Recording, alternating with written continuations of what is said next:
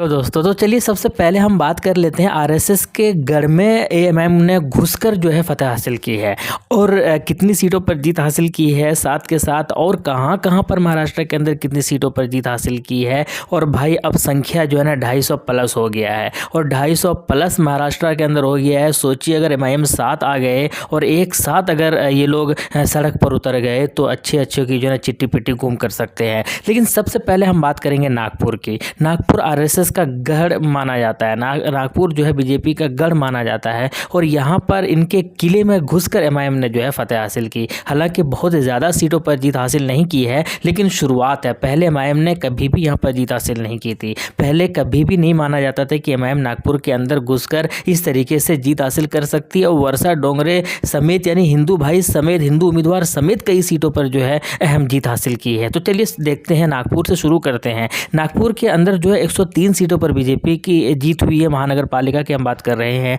शिवसेना शिंदे की 1 सीट पर जीत हुई है। कांग्रेस की 33 सीटों पर जीत हुई है। शिवसेना उद्धव गुट की 2 सीट पर जीत हुई है। एनसीपी की जो है 1 सीट पर जीत हुई है और इंडियन आईयूएमएल की 4 पर और एआईएमआईएम की 7 सीट पर जीत हासिल हुई है। तो आप समझिए कि नागपुर के अंदर कितना, तो 7 सीटों पर जो है फिलहाल एमआईएम की जीत हुई है। लेकिन वो कहते हैं ना कि इब्तिदाए इश्क है, अभी तो स्टार्ट है। आगे देखिए आगे क्या होता है। नागपुर क्या बाकी जगहों पर भी जाकर जो है एमआईएम बीजेपी को हराने की मानता रखती है और वो दिखा भी दिया है। इसके अलावा धुले के अंदर चलते हैं। धुले के अंदर जो है एमआईएम ने भाई जीत हासिल की है। पहले जहां सिर्फ 4 सीटों पर पहले जीत हासिल किया था और इस बार जो है एमआईएम ने 10 सीटों पर जीत हासिल की। धुले के अंदर जो है टोटल 74 सीट थी और उन 74 में से भाजपा ने 50 सीटों पर कब्जा कर लिया। 10 पर जो है एमआईएम ने जीत हासिल की। अजित पवार की जो राष्ट्रवादी है उन्होंने 8 सीट पर, शिवसेना की जो शिंदे है उन्होंने 5 सीट पर, अपक्ष जो है 1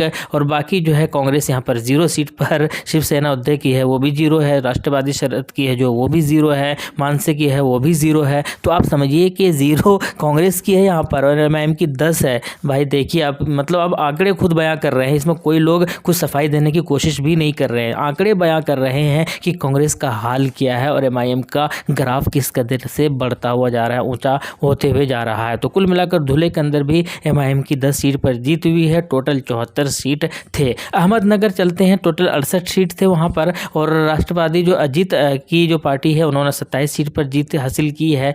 पहले नंबर पर रहे। भाजपा यहाँ पर 25 सीटों पर जीत हासिल की है। शिंदे सेना की बात करें तो 10 सीट पर जीत हासिल की है और एमआईएम ने 2 सीट पर जीत हासिल की अहमदनगर के अंदर और कांग्रेस ने भी 2 सीट पर जीत हासिल की है। बसपा ने 1 पर और जो है शरद पवार के जो है एनसीपी राष्ट्रवादी है उन्होंने जो है 0 सीट पर हासिल की, मनसे ने भी 0 पर। तो ये आंकड़े बयां कर रहे हैं कि भाई एमआईएम देखिए अहमदनगर में भी अच्छे खासे वोटों के साथ आगे बढ़ रहे हैं और बीजेपी को पीछे छोड़ रहे हैं। इसके अलावा चलते हैं हम लोग अमरावती की ओर। अमरावती के अंदर टोटल 87 सीट है और 87 में से भाजपा पहले नंबर पर रहे, 25 सीटों पर जीत हासिल की है। कांग्रेस जो है 15 सीटों पर जीत हासिल की है। युवा स्वाभिमान करके पार्टी है, उन्होंने 15 सीट पर जीत हासिल की है और एएमएम ने यहाँ से 12 सीट पर जीत हासिल की है। अजित पवार की राष्ट्रवादी जो है वो 11 पर, बसपा 3 पर, शिंदे सेना 3, शिवसेना जो उद्धव ठाकरे की पार्टी है उन्होंने 3, वंचित 1। तो यहाँ पर भी यानी अमरावती में भी एमआईएम जो है 12 सीटों पर एक अच्छी खासी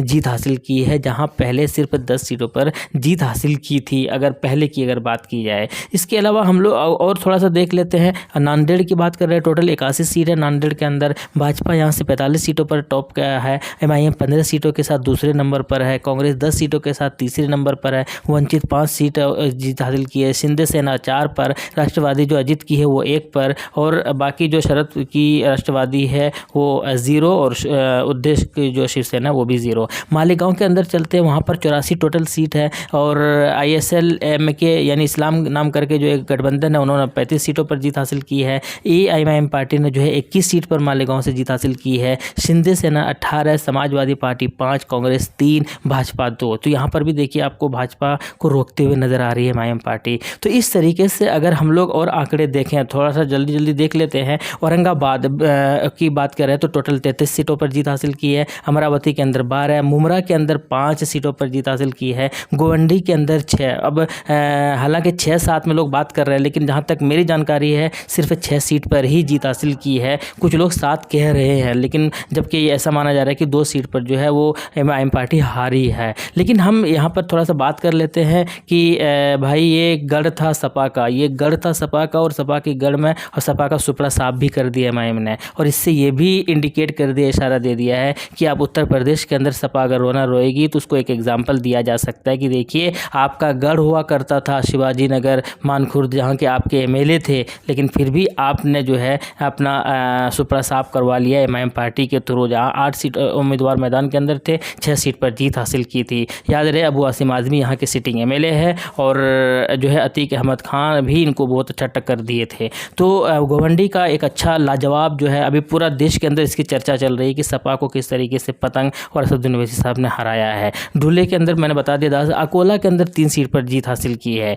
नांदेड़ के अंदर 15, मालेगांव के अंदर 21, अहमदनगर के अंदर जो है वो 2, जलना के अंदर जो है 2, सोलापुर के अंदर जो है 8 सीट पर जीत हासिल किया है, सोलापुर की अगर बात की जाए तो। इसके अलावा हम लोग बात कर लेते हैं परभनी के अंदर 1 और नागपुर के अंदर 7। तो इस तरीके से टोटल जो है वो आंकड़े निकल कर आ रहे हैं, और ये सारे अगर मिला दिया जाए तो 125 सीट के आसपास निकलते हैं, बनते हैं। लेकिन सवाल कई सारे हैं। सवाल ये है कि एमआईएम की बहुत बड़ी कामयाबी है। सवाल ये भी है कि एमआईएम जहाँ पर हिंदू उम्मीदवारों को टिकट तो देते थे लेकिन जीत कर नहीं आते थे, लेकिन इस बार एमआईएम के हिंदू उम्मीदवार कई सारे जीत कर आए। नागपुर से जीते हैं वर्षा डोंगरे, और भी गोवंडी से जीते हैं एमआईएम के जो उम्मीदवार हिंदू उम्मीदवार वो जीते हैं। इसी तरीके से जो है राजू जो हिंदू भाई है वो उन्होंने जीत हासिल की है। साथ के साथ मैं आपको बता दूं कि औरंगाबाद के अंदर जो है कई सारे हिंदू भाई जीत कर आए। तो यानी कि बहुत 1 दर्जन के आसपास जो हिंदू भाई की भी